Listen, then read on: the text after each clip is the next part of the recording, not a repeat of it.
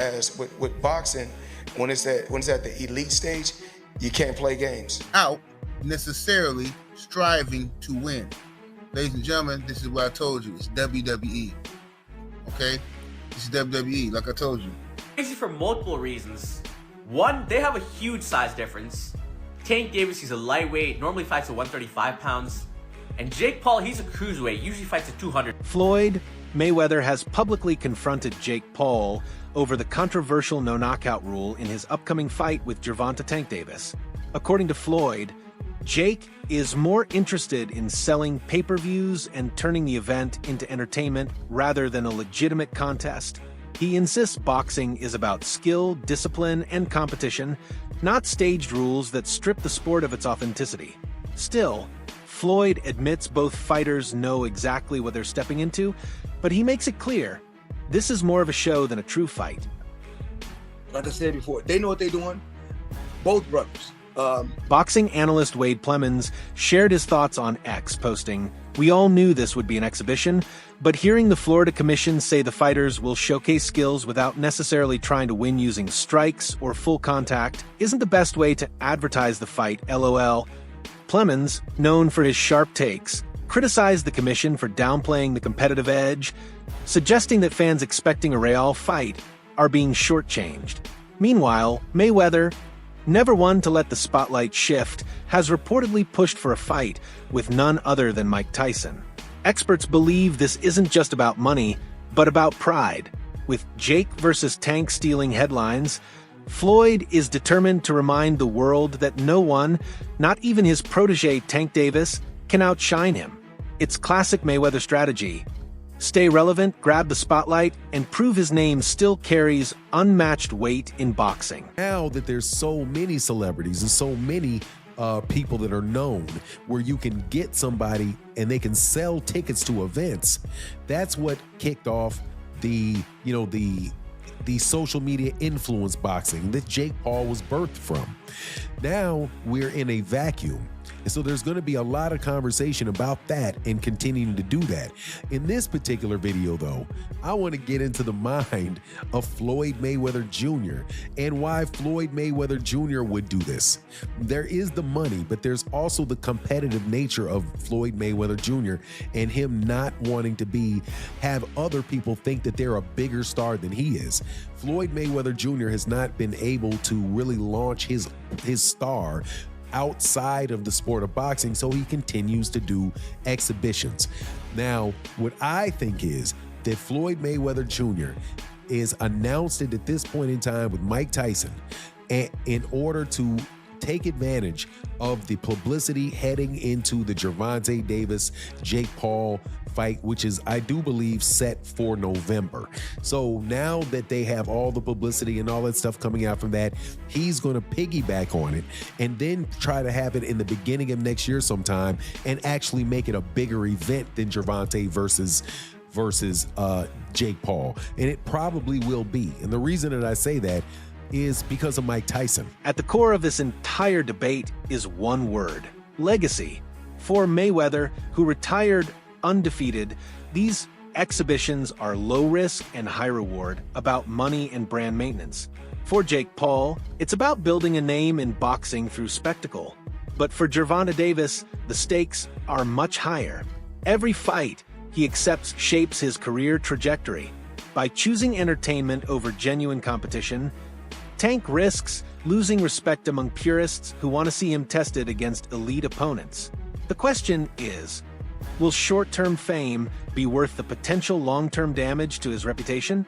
What is going to happen in that fight is basically the same thing as what's happening to Canelo Alvarez and Terrence Crawford, except for that is a live action fight that is a real competitive fight, but the marketing of it is the same thing, and the fact that somebody is going to pay for it is more likely with Floyd Mayweather Jr.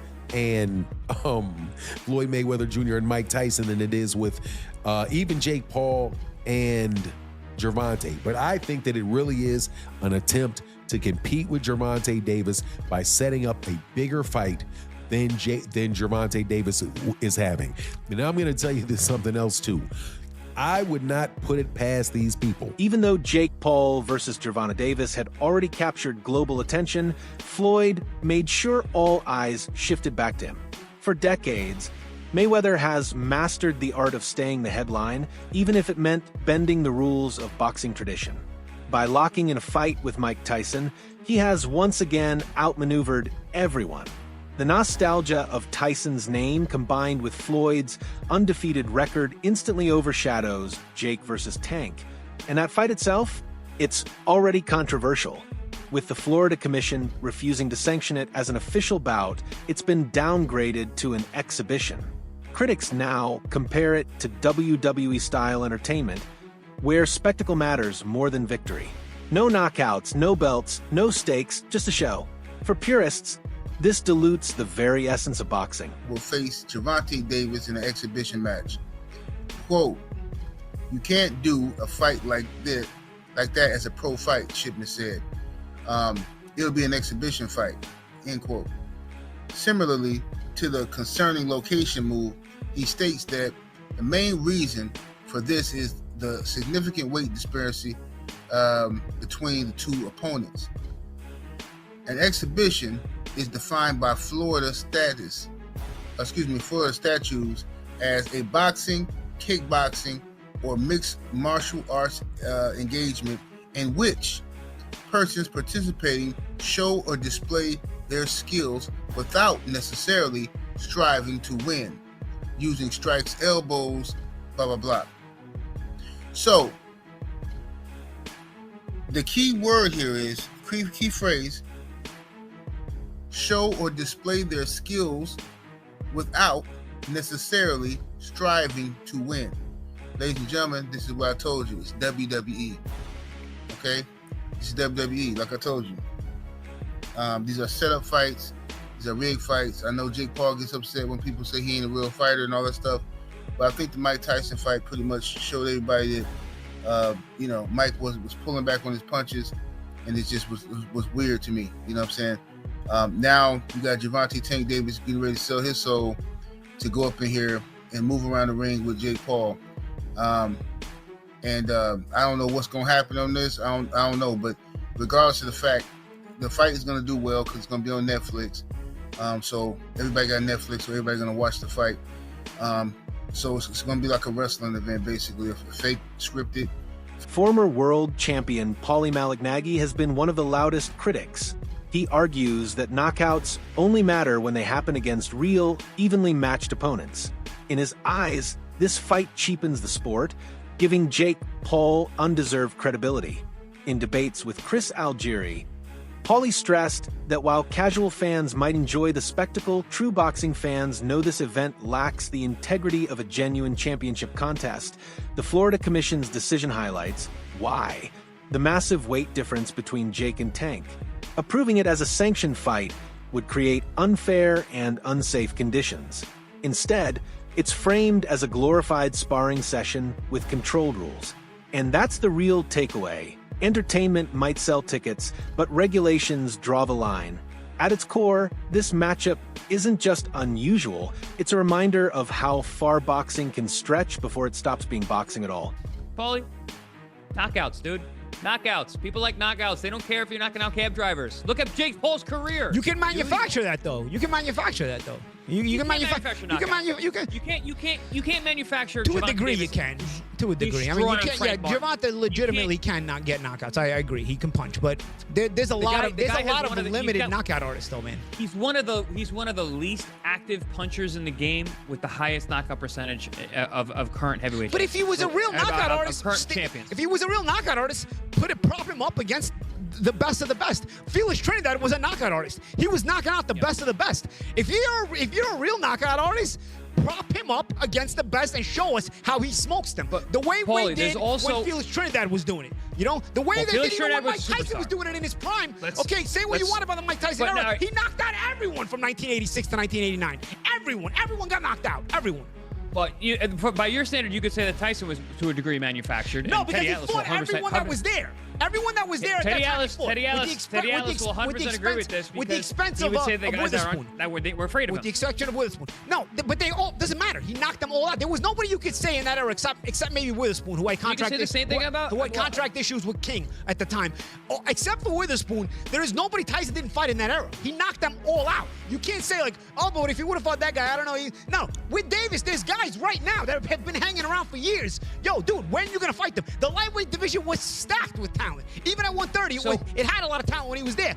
Didn't fight almost any of them. So it's not the same thing as the Tyson era. You want to say anything about Tyson era? Fine. It wasn't as high level or something. He still knocked out everyone. There was nobody there in that era that you could say Tyson didn't fight. Didn't say it was related. It was the same as the Tyson era. Didn't say it at all. I was actually going to say the opposite when you talk about Trinidad. Trinidad is a bona fide superstar.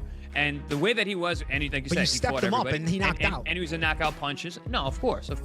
So that's a different thing. So is Sugar Ray Leonard. Now, you also have to compare it to your contemporaries. Nobody is selling, dude. Nobody is selling. No one sells tickets. No one has a following these days. There's very few fighters who actually sell tickets. There's a push, bro. I was at Canelo Showtime. Alvarez. I was at Showtime. Canelo There's Alvarez. a push, bro. But champ. I don't want to keep cutting you off, but I got to because they here's the all thing. push. There's work, a sometimes push they for don't. certain people. I remember being at Showtime and even watching on HBO on TV. They're mentioning Saul Alvarez, who I didn't even know his name was Canelo at the time, as a possible Mayweather opponent. When they were talking about possible Mayweather opponents, I'm like, I knew who the rest of the guys on the list were. Who the hell is this guy? Who's Saul Alvarez? That he's going on, that you're putting him in a list with all these other guys that you were bona fide champions and high-level fighters. Broadcaster Ade Oladipo offered a very different perspective on the situation. He argued that staging this type of exhibition while both Gervonta Davis and Jake Paul are still in their athletic primes is a huge mistake. In his view, exhibitions are better suited for fighters who have already passed their peak, like Mayweather versus Logan Paul. Doing it now, while both men still have meaningful years left, risks distracting them from fights that could define their legacies. For Oladipo, it isn't just about spectacle, it's about timing. Prime years are irreplaceable, and wasting them on sideshow events could damage how history remembers these fighters. Whether you agree with it or not, Gervonta is considered the #1 lightweight in the world. And it's a division that includes Shakur Stevenson, a lot of young guns coming up. I'm not any more sure if it's going to include Keyshawn Davis, but it's a hot division. He's considered #1 in that division. Like, that's why I kind of find this a bit, I don't know. Like, there are challenges out there for Gervonta. There are big money fights out there for Gervonta. We want to see Gervonta in those fights. Again, I don't know how many fights people want to see AJ in, just to make the AJ Jake Paul comparison. One, as far as I'm concerned, that was Tyson Fury. I don't really have any interest in seeing an AJ in any other more fights. Whereas Gervonta Davis, I wanted and still do want to see him in so many more fights. So, yeah, it's kind of weird. These exhibition things are, like, really and truly, they should all be when your career's done. Like, when you think of Floyd versus Logan Paul, done, right? Floyd versus Conor, did he have one more after? Was that it? I can't even remember. But it was right at the end. It was done right at the end, even if it wasn't, right at the end. These guys having these exhibition fights in between what is the peak of their career is kind of weird for me. Very, very weird. And then it isn't even comparable to Ngannou Fury, because at least these guys were the same size. Like, Jake Paul is a 215, 220 pound guy. I don't know what he walks around at. Gervonta fights at 135. Guessing he walks around about 155. Reports also revealed that Gervonta Davis actually canceled his planned rematch with Lamont Roach in order to pursue the Jake Paul fight. That decision shocked many fans and analysts because Roach represented a legitimate competitive challenge, one that could have further cemented tank status in the sport. Instead, Davis chose the higher-paying but less meaningful option. This choice highlights the growing trade-off in modern boxing: money versus legacy. It's becoming increasingly common for fighters to chase spectacle over substance, raising concerns about what this means for the next generation. Still, the fight itself does carry intrigue. Jake Paul has a natural size and power advantage, capable of physically overwhelming smaller opponents. On the other hand, Tank Davis brings elite skills, blistering speed, and years of championship-level experience. That clash of attributes creates unpredictability. Will skill triumph over size, or will raw power crush technical mastery? Normally, weight classes prevent these mismatches, but breaking that barrier injects both danger and curiosity, making this exhibition difficult to ignore. Breaking news, Jake Paul will be taking on Tank Davis in an exhibition on November 15th in Atlanta, Georgia, live on Netflix. And this is crazy for multiple reasons. One, they have a huge size difference. Tank Davis, he's a lightweight, normally fights at 135 pounds. And Jake Paul, he's a cruiserweight, usually fights at 200 pounds. So there's a good 60 to 65 pound difference here. It could also mean that Tank Davis is no longer interested in competing for titles anymore and is cashing out of boxing.